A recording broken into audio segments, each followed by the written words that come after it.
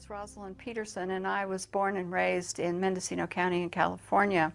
I was on a working farm in Mendocino County and grew up on a working farm. So I have a background in agriculture. I could drive a Cat tractor. I could do the irrigation systems. I decided to take environmental studies and planning course at Sonoma State University, where I got my degrees. After some training, I became an agriculture crop loss adjuster, which meant that if there were any crops that failed in California for any reason, crop loss adjusters were sent by the state of California to go investigate where these crop losses were and why there were crop losses throughout the state. So I was traveling about 50,000 miles a year in this process from county to county, assessing what kind of crops, what kind of damage they had, and looking into the reasons for the failure itself and how much value the crop was that was lost at that particular time. And then if there was a crop loss that was legitimate, then ranchers or farmers could be paid crop insurance for the loss of their crops. In '98, I began to notice just a little bit of tree decline on the property here.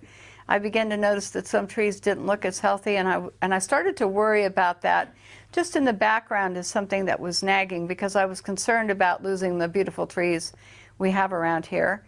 Then in early 2000, I began to notice that I would see jets, and they would leave these little tiny trails, and then the sky would white out after that. And I was always irritated because our skies used to be so crystal clear and blue and gorgeous.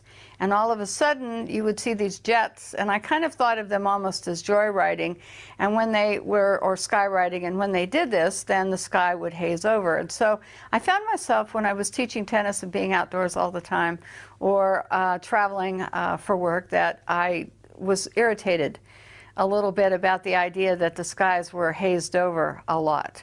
So that was the first inkling. And then in 2002, I was working for the Mendocino County Probation Department. I was on a lunch break, and a friend of mine stopped me and dragged me into his office and said, "What do you know about this?" And I said, "Nothing." And so he said, "Well," he said, "look," he said, "I want you to know that something strange is happening here, and I'm really concerned about it.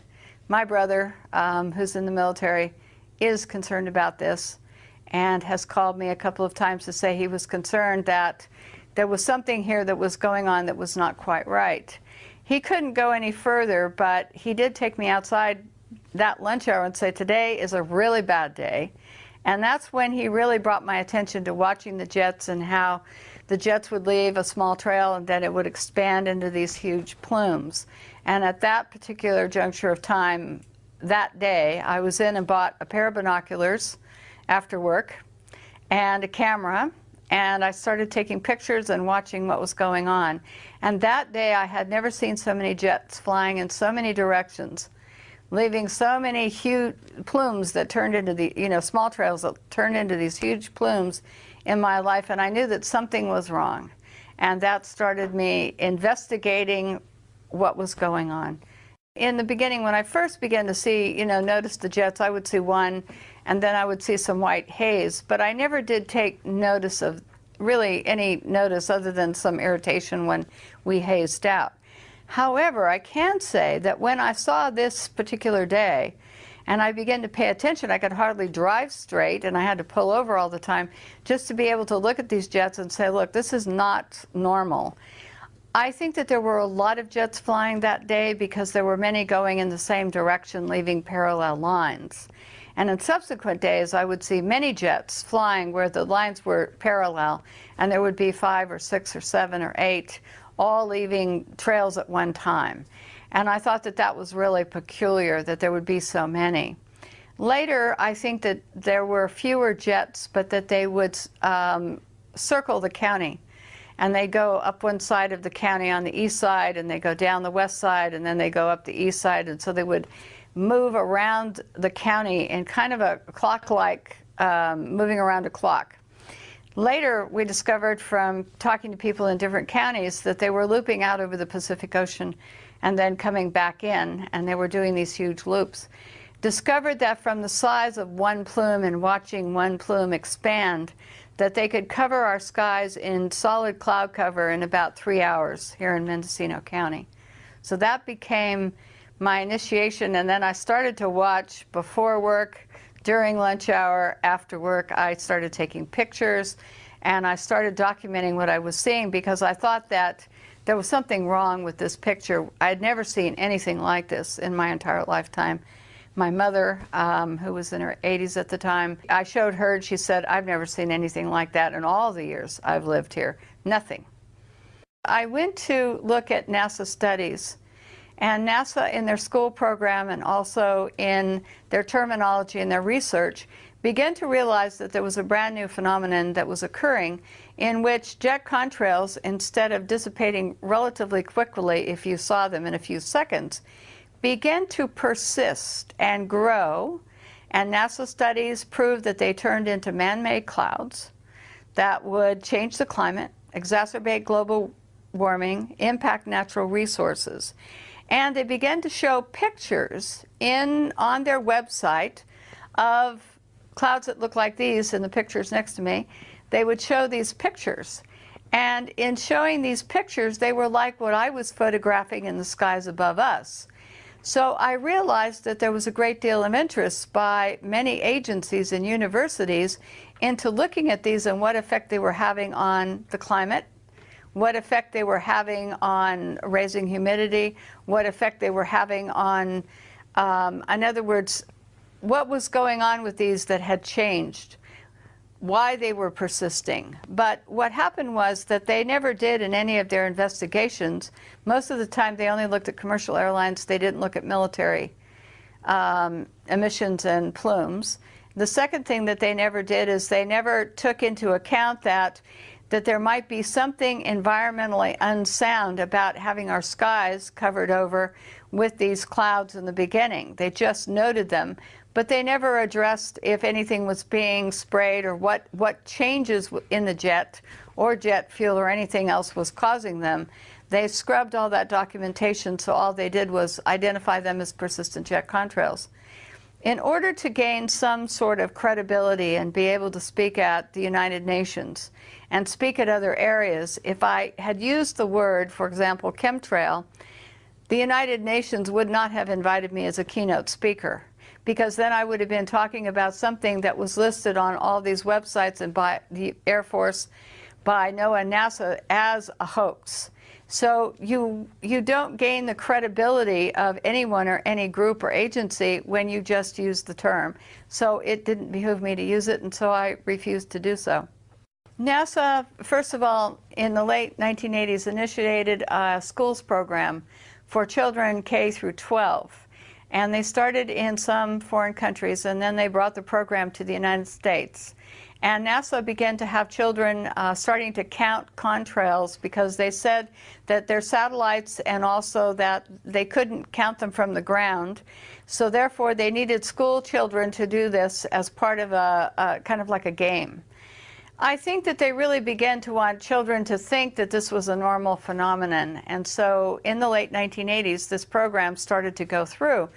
When we offered to give our videotapes and our pictures and called up NASA and said, look, we'll provide this because we've done day-to-day, time, date, everything on the pictures and on the videotapes.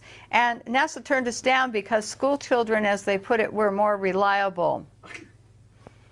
Now, the other thing that was odd, I kid you not, this is what I was told. I mean, I was speechless at this point.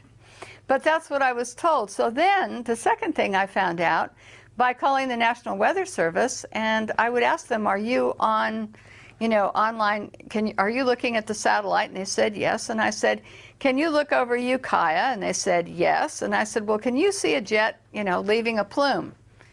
And so I was on the phone with them, and I found that within a few seconds, if a jet leaves a plume and it starts to get a little bit larger, not real small, but a little bit larger, they can see the plume expanding.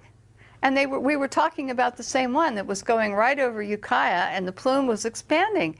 And I said, well, how come in your weather reports you don't talk about this as man-made clouds or persistent jet contrails, how come you're talking about this as being a front, a weather front? And they said, well, that's the way we deal with it because it's clouds. So we look at it that this is being, you know, a weather front is coming through and this would produce these clouds. Well, I said, but it's not being produced by a weather front. The barometer is not dropping. There's nothing going on. I said, how come you don't just use the terminology? And he said, well, we just don't. So it was an odd dichotomy of having your weather reporters who could see these on satellite, which told me that the argument that school children could do better and that they couldn't see the contrails from satellite, they can see them and they can see the cloud cover. I even found out from the National Weather Service that they can see haze. They can actually, it's so good, they can identify haze. So I began to think to myself, well, if they're seeing all this, why isn't it being reported? And it's curious because no weathermen will talk about it. If Ukiah was, the sun was occluded and all these man-made clouds appeared over Ukiah and covered the whole thing after 3 hours, they would say, well, it was a front. But you could look to the west and there was no cloud, and the barometer hadn't dropped. There was no cloud front coming in from the Pacific. There was none from any direction. And yet we were covered over in this man-made clouds and haze. And they were saying that this was part of a weather front. So I began to find that I was not happy with what was being said about what we were seeing in the skies. So then it became identifying how long these trails persisted, filming them over time to see how much they expanded, how large someone got. We looked at the black contrails, we looked at the jets themselves and odd behavior of jets. The configuration on the jets was absolutely terrible because all these agencies were saying it was increasing jet traffic, and yet we could tell from the flight patterns that we got from the FAA that a lot of the flights were military. They weren't normal flight patterns.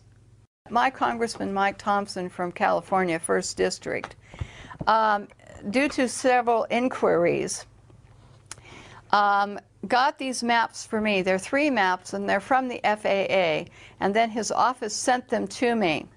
And the map shows the San Francisco Bay Area, Mendocino County, and I had asked how many flights there were over Mendocino County.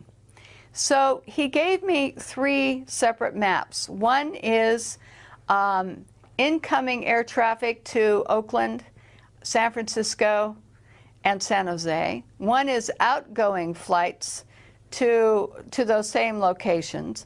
And then a third one was what they call intra-flights.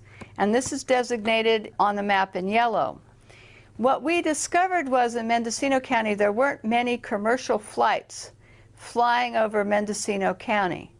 So in not having many commercial flights flying over Mendocino County, we discovered that it was the intra-flights that we were seeing looping the loop around the county and making the X's in the cross hatchings.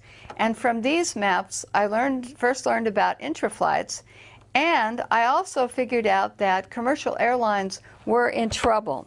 So when you have commercial airlines, if you'll note in the green and the red and the blue areas, all of these flights leave the airport, they take a trajectory and they fly in a straight line to wherever their destination is. They don't have extra fuel to loop.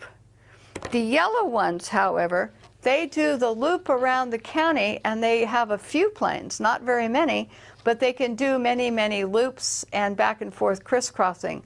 So you'll see the loops, and that's how we begin to figure out that the jets, leaving the persistent contrails, which turned into these heavy plumes and cross-hatching, were actually the ones that were the intra-flights that were moving around. But we had very few that flew over Mendocino County itself. So the commercial airline impact for our county is so small here, absolutely so small, that there wouldn't be the type of impact from seeing many persistent jet contrails from them. And they fly straight. They never loop. The jets around us look like racetracks sometimes, where they're going in an oval around the county, or they're going over the Pacific Ocean, over to Lake County, and back. So they're traveling across many counties in these circular patterns. And this was the first time I had the FAA representation to show this particular endeavor. Okay, this area here, right here, is Mendocino County, Sonoma County on one side, and Humboldt County on the other side. But this area here, you could see that the majority of the jet traffic in the green and the red is not covering and not going across our county. So it's mostly free of commercial air traffic. Now, the yellow here are what they call intra-flights. And this is where they go in all directions. Now, there are no flights which leave Sacramento to the east of us that fly out over the Pacific. No commercial flights. So therefore, the intra-flights go in this direction. They go towards Sacramento. They go in all directions, but you can see the big loop pattern here, which would give you, if they were leaving persistent jet contrails that persisted, then you would see these different loops. Other jet patterns loop around the county like this. So we started to see that from this map, we learned that intra-flights couldn't possibly be commercial airlines because they'd be using so much fuel and they'd be off their schedule. And so because when you get on a flight, they say so much time and you go straight. You don't loop and loop and loop unless there's a weather problem at an airport or something. But this is way too far away for them to be looping into the San Francisco Bay Area, which is way down here. So, and these loops are way out of their range for being in any type of feeding pattern to San Francisco, Oakland, or San Jose. So this is when I first learned about intra-flights, but this is also when I confirmed that there wasn't much air traffic over Mendocino County. So this made us unique in being able to look at the phenomenon of persistent jet contrails and know that when the jets were going in certain directions, it wouldn't be any type of commercial patterns. So that's why we knew that the big jets flying, and the big ones we really saw all of the time, many of them unmarked or not clearly marked, were a part of this interflight pattern that you can see on this map. Persistent jet contrails that persist and stay in the environment for up to 20 hours. This is like geoengineering. It means that you're artificially, man-made in some way, changing our environment. You're adding particulates, you're adding something to the atmosphere, and it's more deliberate than not, but what you can add is you can add particles and chemicals. Weather modification is geoengineering, making it rain somewhere where it normally wouldn't. So we have all of these things where we talk about geoengineering. The interesting part of geoengineering is that it's now being proposed as a way to put particulates in the atmosphere so that we can stop the direct sunlight from reaching the Earth. It means that they could add particles, iron particles to the ocean. That's another form of geoengineering. In other words, when you have jets that change the climate, that's another form of man-made geoengineering. So geoengineering means something that you're going to do in the atmosphere that would not normally be happening on any normal type of basis. In other words, a volcano would be normal. The particulates coming up from a volcano, for example, would be a normal phenomenon, and then we would take whatever consequences comes from that. However, when you start taking and talking about, as Holdren is, he's Obama's science advisor, talking about taking care of global warming, in other words, by putting particles in the air, like sulfur or some other particles, then that means that we're going to take some action where we're going to try to interfere with some normal processes that are going on. And the problem with this, for example, with sulfur, is that sulfur, in the sense of it, we took it out of diesel fuel in California in 2006. And we said we have to clean it up because kids get asthma from sulfur, lots of health problems associated with too much sulfur in diesel fuel.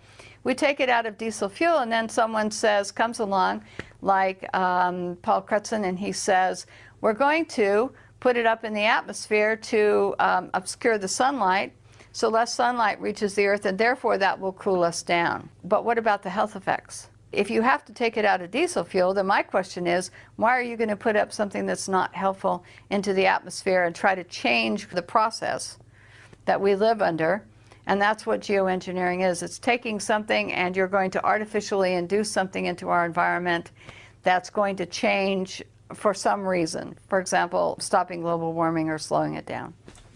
Let me go back to 2006 in November. NASA Ames in California had a meeting of geoengineers from all over the world. It was a big meeting. It went on for a week, and it was not open to the public. During the course of this meeting, they were talking about these different geoengineering projects that they were studying. These were university professors, different people, and there was many proposals that were put forward at this meeting. I was lucky enough to be present at the one-day public event that they had on this meeting, where several of the scientists and college professors spoke at this meeting with regard to geoengineering.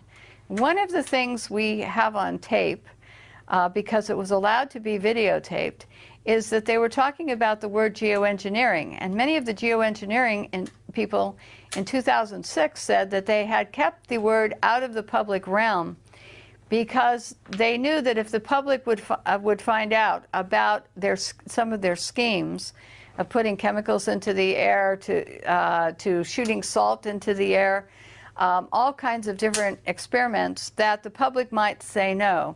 So they actually admitted that they kept the word geoengineering out of texts and out of, you can't find it in a lot of college textbooks at any lower level in high school, or you can't find it in undergraduate classes a lot of times in colleges. I found that to be true because I went back and looked. So what happened was the phrase was taken out, but a lot of scientists were getting money to study how they could interfere with the normal atmospheric conditions. So there was weather modification, there was planning to put chemicals or particles in the air. And so these schemes had been around for a long time, but they weren't really discussed in any public forum. They were discussed within their own cliquey group, essentially. I think that they're trying to begin to put it out to the public because they've been experimenting on it for a long time and they want to do more experiments and they need the funding. And one of the things that these geoengineers were talking about at their meeting that we heard is that they wanted to be able to take these programs forward, make them public so that they got more funding for experiments with these programs. This is the curiosity, though, is that they were talking about shooting up ocean water into the atmosphere, in other words, in salt particulates. And they knew from some experiments that salt particulates rain out quickly. Well, if you shoot salt particulates into clouds as a particulate to make it rain, when that cloud rains out over land, you're going to salt up your soils and make it unproductive for agriculture. You're going to salt up your drinking water sources. What they wanted to do was add other programs that they wanted to experiment on into the atmosphere to test their different hypotheses about their studies. And in this way, they would gain more university funding through the U.S. government, the Pentagon, whoever wanted to know, in other words, sponsor these studies. Private individuals could also contribute as well. So a whole culture had built up about how we can put things into the atmosphere to cool us down, and this is one of them. I went back and I knew from previous experience working within the California state government that all drinking water tests for every drinking water source in the state of California, now anything that's a winery, anything that's used for public consumption with so many people except for private wells, all drinking water sources, every district, every well, every producer of grapes who had a winery on his place and used well water, whatever it was, all had to test their water. And they have to do the tests that are required, hundreds of them, under the EPA. It occurred to me that if anything was being sprayed at any one time, if I could identify it, it might be showing up in drinking water tests. So there's a CD that's public, it's free of charge. Anyone can buy it. It's got about 18 million bytes of data on it. And you can go up and you can get one, or you can email the state. They'll send you one immediately within 3 or 4 days. And you can look at every drinking water test taken since 1972. in the state of California. I cannot tell you how many tests this amounts to, because every month, every week, they're taking tests all the time, all over the state, different utilities, different districts. I went back and looked at spreadsheets of every county, city, state, whatever, and I tried to determine from looking at all this data if there was anything that looked unusual. I found herbicides and pesticides where I expected to find them in the Central Valley, where they use a lot of herbicides and pesticides. So I kind of took those out. I looked at everything that I thought you would normally find downwind of a factory. After I got rid of all of those, I began to look at, was there anything showing up in all the drinking water spikes across California on a pretty consistent level? Initially, I looked for things like barium, aluminum, manganese, magnesium, calcium. I looked at what the pH of the water was to see if I could find any blips in pH. But what I discovered was that during the course of the years, starting in 1990, no less, that the water sources were all registering unusual spikes. Now, they weren't spiking just alone. Almost every water test in the state of California was showing spikes in a certain year and a certain month for certain of these chemicals. And I have a list of them, and I will be able to give them to you, but I was absolutely amazed and surprised about these spikes, and I said, what's going on? Why are these spikes occurring in almost all the drinking water sources all at the same time across the state of California? Now, sometimes wells would spike in a time distance if they had any type of, the water that would come down in rainfall or flooding would get into the well systems. Then you would show spikes later and not as high because of percolation problems. But we began to find these spikes.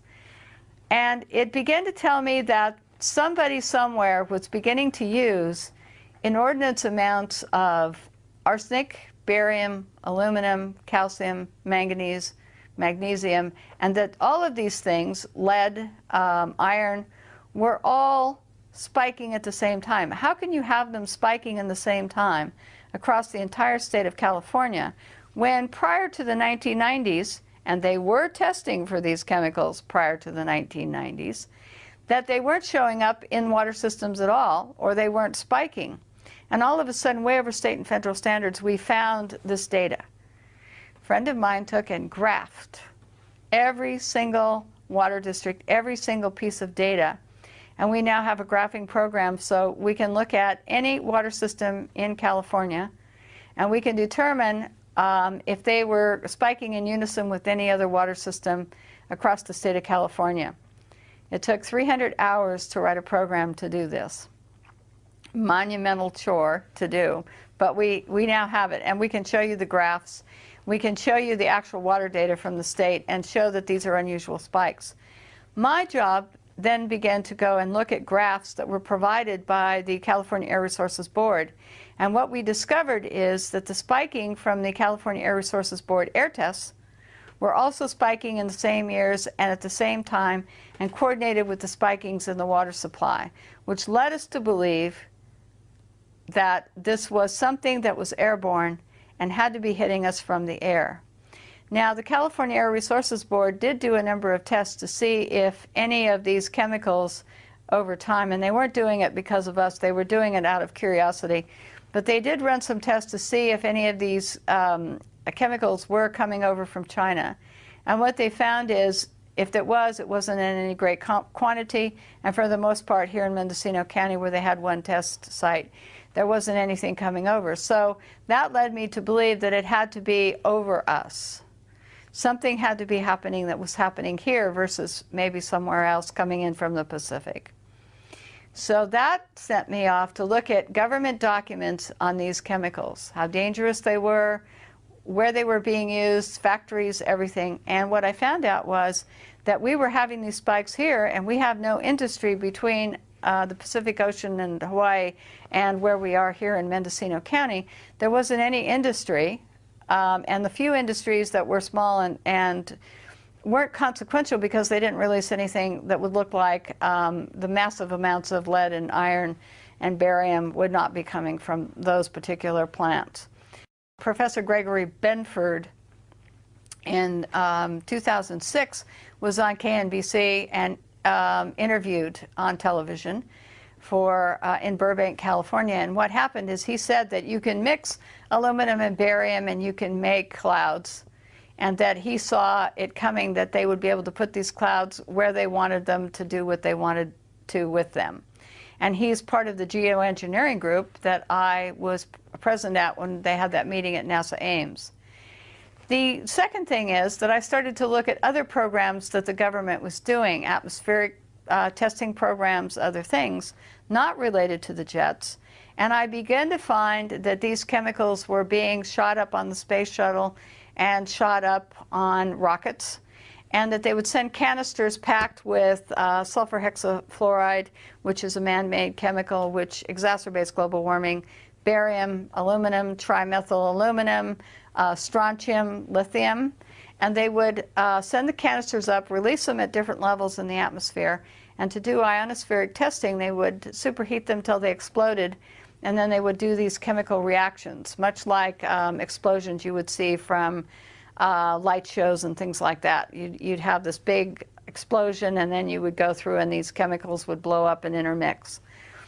So the barium, I began to think that were these coordinating, these atmospheric tests, were they coordinating with the spikes in California and other areas? And I believe that from some of the data that I looked at, trying to correspond the dates of the tests, when they were done, and also the water data and the air data, I think that some of these could have actually added to the water pollution in the state of California airborne, because this would come down. Now, a lot of people have associated the jets with releasing different types of chemicals. I do know from the EPA that there's a whole host of chemicals, jet fuel emissions, and they're highly polluting, just like automobile exhaust. Carcinogens are involved in them. They deplete beneficial atmospheric ozone. They have crop damage associated with them. Some of the chemicals are involved in short-term memory loss, other things. So we do know that in this plume, it's not benign water vapor and ice crystals. But I could never find any documentation which would say that anything else was being sprayed. And with all these other chemicals being used in other government programs, it would be very hard to make a correlation unless you actually got into the plume and took a test. But since most of the planes that are leaving these big, huge plumes are military airplanes, you can't fly in that airspace. Pilots would be arrested, and it would be extremely dangerous to get into that airspace under Homeland Security rules and regulations to be able to take the test. So having to take a test at altitude and in other areas, it makes it very difficult. The government has not expressed any interest, nor have elected officials, in actually putting the subject to rest by testing these plumes either. So what they do is NASA, NOAA, a lot of studies, university studies, they look at these plumes and say, yes, these are man-made clouds. They don't say how they turn into man-made clouds, if it's chemical or whatever. And then they discuss the fact that in these clouds, that it's causing certain types of problems, covering us in cloud cover, dimming the sun, and then it's changing our climate and negatively impacting natural resources. The spiking in these chemicals, the state of California and all water districts across the United States and the EPA all require water testing, and they test for chemicals in the water that are hazardous to human health in some way. If they figure that a chemical is not hazardous to human health or animals, etc., they normally don't test for it. But the minute that they think that it's going to get up above a certain level that it would be injurious, they test for it to make sure that they try to keep it below that standard or to keep it out of our drinking water supplies altogether. So the concern is that when we're seeing these spikes over stated health, when they go up above any acceptable level that the EPA has put in place for these chemicals, we know they're dangerous, they're going to have a human health impact. And they're going to have a human health impact on animals, humans, anybody that is coming in contact with these chemicals. So this is what we know, is that the EPA and all these government agencies wouldn't be testing unless there was a problem. What impact they're going to have is each chemical has a different property to it, and they have synergistic effects. So it's hard to say that if you are exposed to a whole source of chemicals, what the synergistic effect. In other words, each chemical will have one property. For example, barium can raise blood pressure, just as one. But when you combine that with other chemicals, then what kind of reaction are you going to get? How much are you exposed to, etc. So we have that element of it. But persistent jet contrails, on the other hand, are changing our climate, and they're changing the agriculture part of what's going on with us. When you change the climate and you change the microclimates and you put in more cloud cover, you're going to lower crop production. And they know this from University of Illinois corn crop studies, that if you have normal rainfall but you have more cloud cover, crop production drops. In areas where you had direct sunlight mixed with normal weather, then you would have increased crop production. So just putting and saying that these are ice crystals and water vapor, it's benign in the environment, not true, because it can heat us up. It can change the amount of sunlight reaching the earth, so it can affect the health of crops, health of your trees, because without photosynthesis, trees and plants can't grow strong enough to produce. And you need all of this. So to say that we're going to cut off the sunlight by either geoengineering or through allowing these persistent jet contrails to keep persisting, what we're saying is we're changing our climate, we're doing a geoengineering project, and it's going to have consequences on our food supply.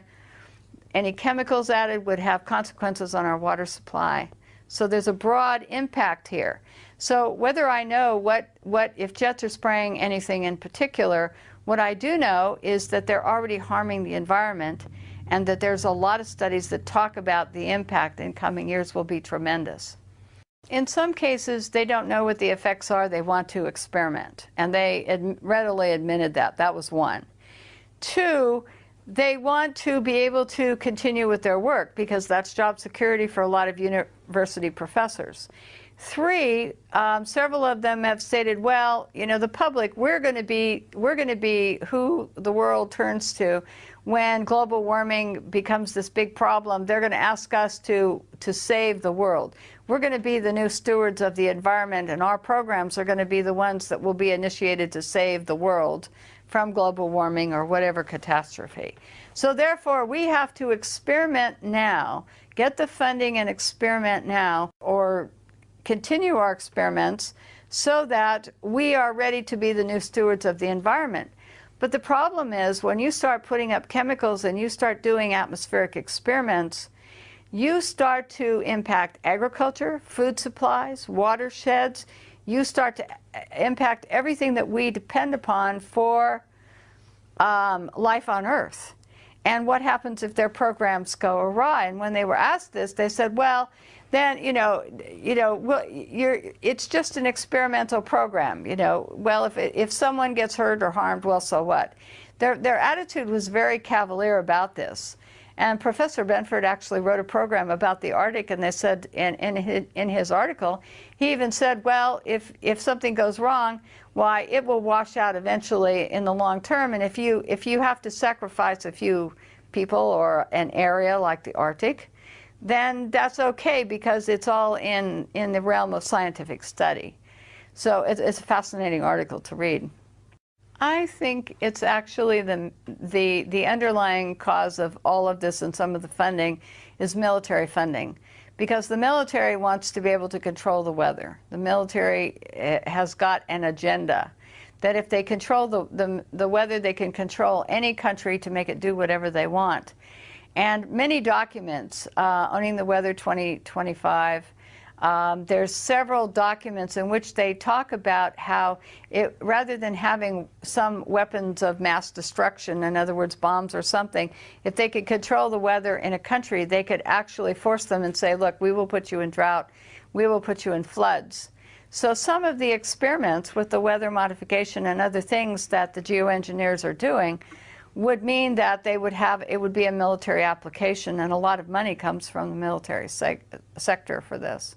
I've looked at some of the universities and I looked at the funding chain. In other words, who's funding these, because it has to be public, and we know that the military is also initiating programs and paying for funding. So when you look at the funding stream, you can see that it's private corporations, you can see that it's the military. So there's a lot of funding in there that's not coming from you and I because we couldn't afford it. And the big military budget is where there's a lot of extra money for experimentation. So that's where a lot of the funding, and then it's private corporations who will make money from these experiments going in and will produce whatever's needed to do these experiments. So that funding is coming in. It's like the CRES program, the CRRES, when they were sending up these canisters loaded with chemicals to superheat. Well, that was a NASA budget, that's the US Air Force budget, and then they do ionospheric testing. Well, how do we know what impact that had on the environment that protects us around the Earth? We don't really know. We just don't really know. The first thing that we started to notice about jets and these engines is they would leave a small contrail, very small. You would see it behind the plane, it would disappear within seconds and be gone. All of a sudden, this new phenomenon began to appear somewhere in the late 1980s, as far as I can document from Mendocino County, looking at pictures and weather documents and cloud pictures, old cloud pictures. All of a sudden, there seemed to be a time when NASA and other agencies began to realize that contrails were beginning to persist. So NASA started studying jet contrails, and they started to see that they were persisting for up to 20 hours. They could cover 4,000 square kilometers. So they could cover huge areas, one contrail this is. So NASA studies began to show that they were exacerbating warming starting in around 1975. They began to show that there was a new phenomenon which they didn't have before, had not seen before, where these contrails persisting rather than dissipating very quickly began to be something that they talked about, studied, etc. We don't know, in other words, why they began to persist. This is one of the curiosities here. And we just know that the studies, that they were studying them, but they didn't study what they were composed of, why they would be forming, and in other words, expanding to such huge sizes. But my curiosity with NASA became that when they were talking about persistent jet contrails, they didn't talk about the fact that there were all these different varieties. In other words, one side of the jet having one type of contrail, the other jet engine on the other side leaving a different type of contrail. One would dissipate quickly, the other could leave a large plume. We had black contrails that we were seeing here. We had contrails that would turn into, it looked like toothpaste on a tube. And when you saw these, I call them toothpaste trails. When we saw them, what we noticed is that they would dissipate relatively quickly. They'd break up into unusual configurations. So what I did is, in order to have people understand that what they were looking at were different types of trails that had different dissipation rates or would turn into haze, and also that these contrails that we were seeing would turn into different types of man-made clouds. NASA just talks about jet contrails turning into man-made clouds in their studies, but they don't tell you about the brown clouds. They don't tell you about the different cloud configurations that these contrails turn into. So one of the things I did from my pictures and from videotape and looking at different times is I compiled this index in 2006 of some of the different types of contrails that we were seeing, and I named them. The reason I named them is people were telling me what they were seeing, but they had no vocabulary. So in naming them, people would tell me that they would see toothpaste trails, or they would see knots on a rope where you'd have a straight line with little bulges in it that looked like someone had tied knots in a rope. You would have black contrails. So this particular document, poster I created to put on the internet and to give to people so that they could see that this was different than anything that they had seen before. So when I started to document this, I took and I would find that there were things called bursts, where a jet would fly in leaving a contrail, and then all of a sudden you'd see this huge burst, no contrail leaving, but you would get this kind of configuration. And I go, well, what happened here? Why did this create a burst which then expands for miles and miles and miles over the sky above us?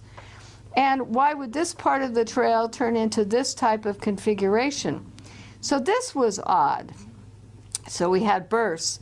Then this configuration, on the same day, we'd see other jets flying in, and it would leave bursts that looked like this.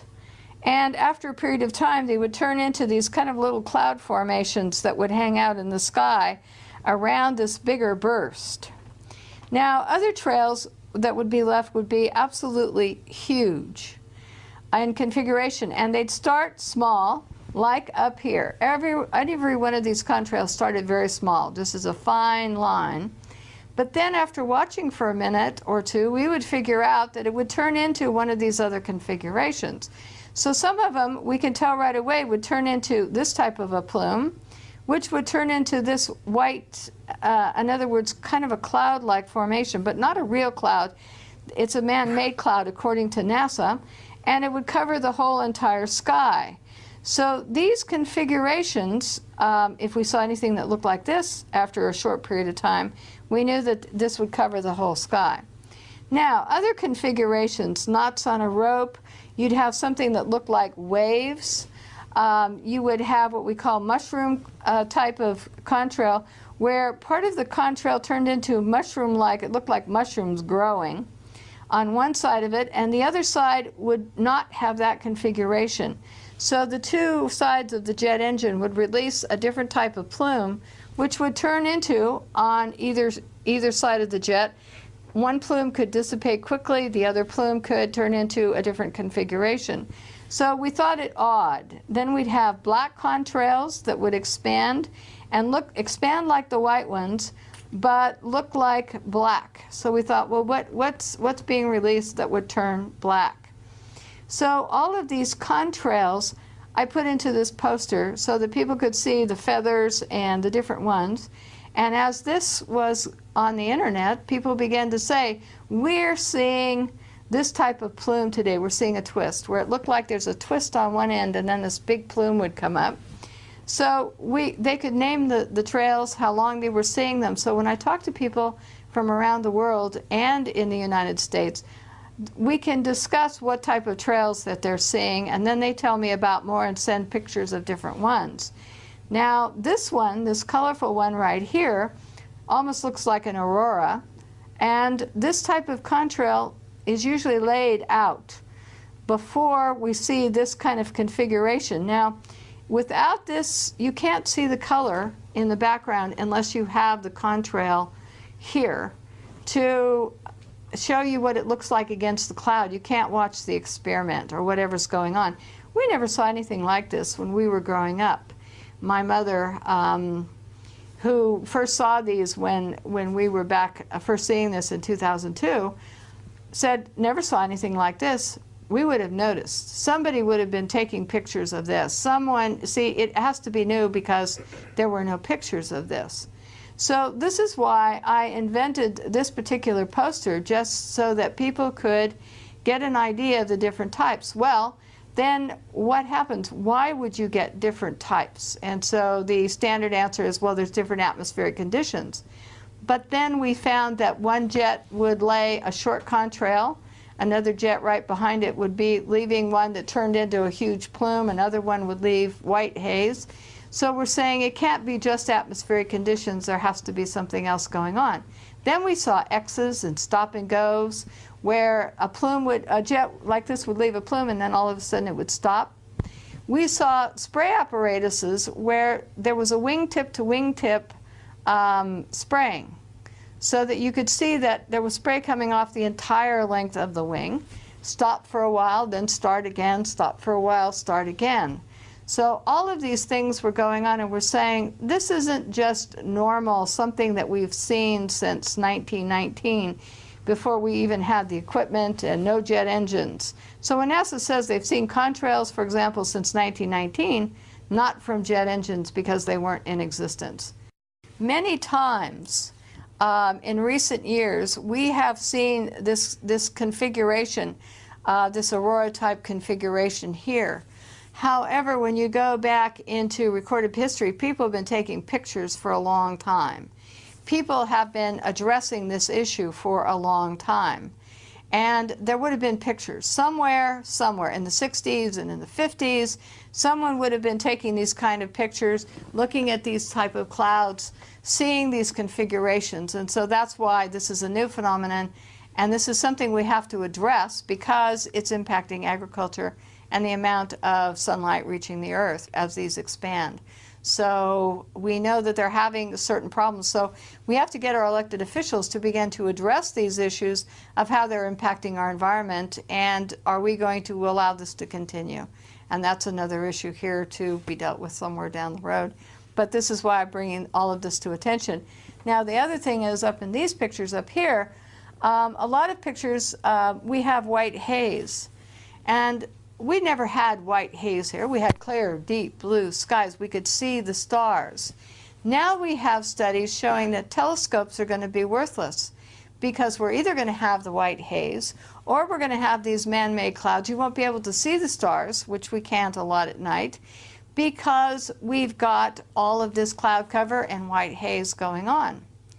But a lot of times the jets will quit spraying here if they say there's some celestial event going on, or there's going to be some sort of fireworks or an air show.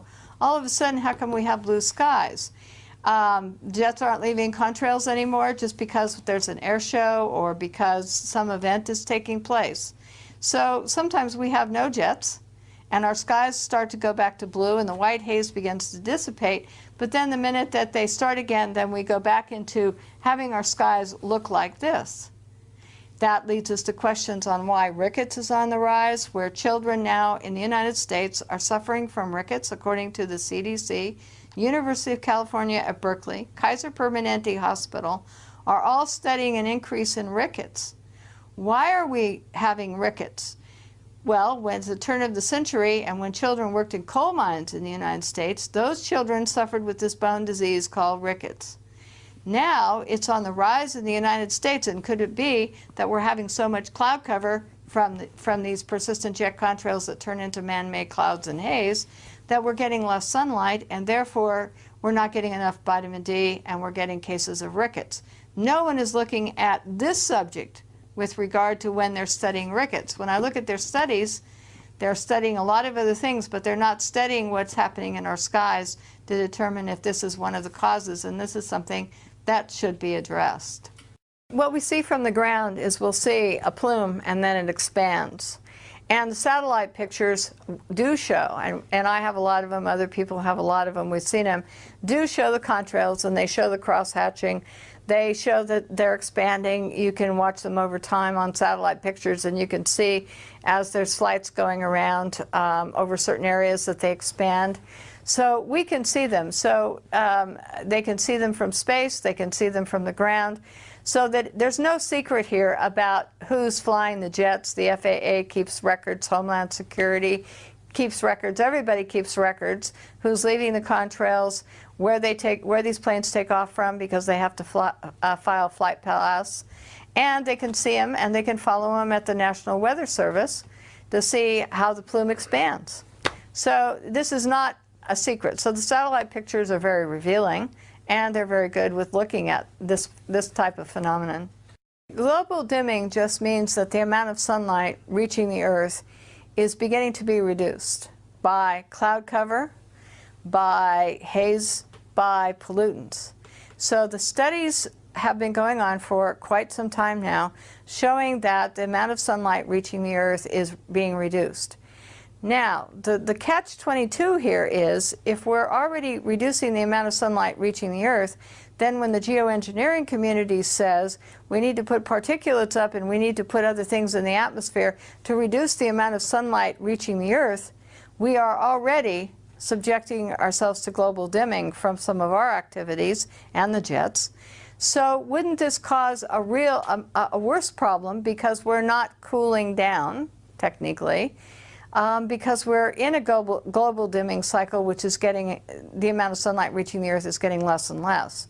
So I have some questions about global dimming and also about scientists putting more things in the air to stop sunlight reaching the Earth, because if you don't have the sunlight, then you don't have crop production as well. So human health decline, mentally, depression, all kinds of things can happen because we obscure the sunlight from reaching the Earth.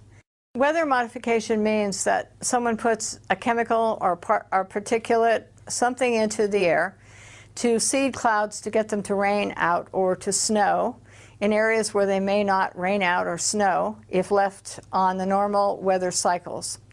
So weather modification is done throughout the United States. Anyone can modify the weather at any time without any congressional oversight, no state oversight, for the most part, except for Texas has an advisory body. But people can go and modify the weather. They may or may not have to report to the federal government, NOAA, and if they have to report to NOAA, NOAA can probably waive any requirements for reporting, and that's why we think that we don't see a lot of ongoing weather modification reported in the eastern part of the United States, is because they may be waiving the requirement. We're not sure about this, but that's another level of investigation. However, documents that I obtained from NOAA, that all public record, anyone can obtain them, show that there's over 60 ongoing weather modification programs in the states that are marked in yellow. Now, I designed this because of NOAA documents, and documents from Canada and documents from weather modification companies who were openly talking about doing weather modifications in other countries. So the yellow part of this section is all ongoing weather modification programs. They can use rockets, small planes, large planes. They can use any method to ground-based applications, shooting things into the air. All these can be used in weather modification by companies or states or cities, private companies, private individuals. Anyone can modify your weather. Now, they don't need public consent, public permission. They can use any chemical that they choose, experimental or silver iodide, which has been around for a long time. And so all of these programs are ongoing. One weather modification can modify 184,000 square miles at one time, and that's bigger than the square miles of the state of California here. California is only 164,000 square miles, and yet one state is modifying 184,000 square miles. That's bigger than Idaho is modifying, only has 63,000 square miles, but they can modify 184,000 square miles. So the range that they're modifying is into other states over other areas. Now, you can have rain enhancement, snow enhancement, you can have hail suppression, they can dissipate fog, all kinds of programs are going on. But most of it is involved in putting rainfall or snow, more of it, or into areas where it doesn't usually get very much. So you can, the major impacts are agriculture, watersheds, tree areas that might be subjected to not getting as much rainfall, and once these programs are implemented, they can't control the end result. So you could get flooding, too much rain, not enough rain. Now, Wyoming, for example, here, decided in 2006 to put more snow into the Wyoming mountains than ever in recorded history. And what they intended to do with that extra is to run it all into Southern California to feed Southern California's thirst here. So they implemented the program, and they were extremely successful. Never had Wyoming had so much snow in its mountains. However, since that time, Colorado and surrounding counties in Wyoming have on and off suffered drought, extreme drought, and they have less water coming down the Colorado River. There's less in the watershed. So you're having a problem that when you modify in one area, you're going to subtract or have a negative effect on another area. Siskiyou County up here in the central part of the state, up north of us and east, fought PG&E and solved the problem of the weather modification that was going to be implemented there, because they said, we don't want you to modify our weather to put our snow and our water somewhere else. So they put a stop to PG&E modifying the weather. However, the city of Los Angeles is now got a weather modification in the San Gabriel Mountains. And this weather modification is new, starting in 2008. And now we're having complaints from agricultural producers in this area that they're in drought, not getting enough rainfall. The Panhandle, Texas ranchers are complaining bitterly that weather and their snow and rainfall is being redirected into other areas by weather modification programs, and that the grass isn't growing, so that they either have to feed their cattle or go out of business. And there's an online discussion of that on March 6, 2008 that you can download from the Texas regulatory body here to listen to their complaints. And they even feel that some of the weather modification programs have triggered tornadoes and unusual weather events in their areas. So this is what it looks like here. Canada modifies the weather here. You're having some experiments in Florida, and you're having some experiments in Alaska, and Mexico is modifying the weather. So as the jet stream moves from west to east, California and PG&E says, well, if we need extra water, we can take an extra 10% of the water from one of our programs and keep the water from traveling into Nevada. We will have it rain out or and put it in snow, and we will have that do that so that Nevada could get less water. So as the jet stream moves this way, and people are putting in more and more weather modification programs, it's going to affect agriculture, watersheds, water supplies as it goes this way, because you're going to be putting it in places that don't need it for private gain, commercial gain. Ski resort could have a weather modification over their ski resort, which might take water from somewhere else or snow from some other location. So we need to get Senator Kay Bailey Hutchison's bill, number 601, defeated this year, because it allows anyone to mitigate or modify the weather with very little definition of mitigation in order to do what?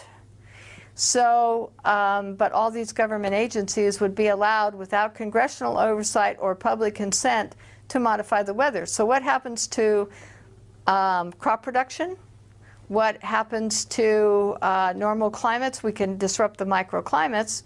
And we add to this the jets and NASA studies and IPC studies, lots of things, university studies showing that the jets are changing the climate.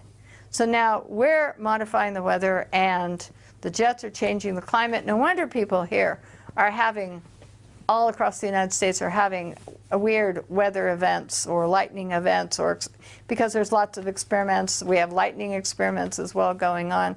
So there's lots of things going on which impact all of us, but it's our food supply and our water supply that is going to be impacted the most from all of this. I'm not sure to what extent, but we're becoming more and more sophisticated in being able to possibly manipulate the jet stream. We're being more sophisticated in what MIT Professor Emanuel said in a television program that I saw on the Discovery Channel that was talking about this issue. He was saying that what we can do is we can take carbon black, okay, and we can take jets and we can release carbon black on the West Coast, and as it heats up going across the United States, it creates these weather fronts that grow in intensity. And what it can do is these weather fronts grow in intensity so that when there's a hurricane coming in over here, the jet stream and these fronts are moving this way, and it would push the hurricanes off the coast.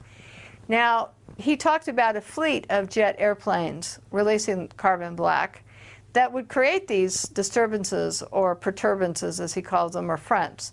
My question is, what happens to the weather as this carbon black, which is soot, which is a pollutant that we don't like in our cars and automobiles and jets, starts being released by a series of jets, and what happens to the weather? what happens to the air quality as this is happening, what happens to agriculture as you change the fronts and the weather that's going on across the United States just to redirect a hurricane off, in other words, from Florida or some area on the East Coast. So these are being proposed, these geoengineering projects are being proposed. We kind of feel that since we're seeing black contrails here every so often, that they may be starting to practice with this so that they could determine and see if this particular project would work. There's a treaty against using, manipulating the weather for warfare. There's also a treaty against having weather modification programs that last more than so many days, etc. But everyone is engaged here, as you can see from this map, in modifying the weather. There's something going on all over. The programs can last as long as they want.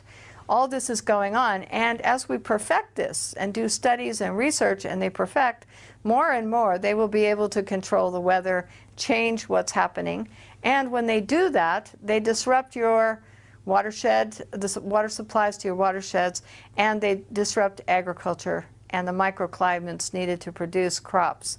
And so the detrimental effect is on all of us. And I think that they're, at some point with these weather modification programs, experimenting on us.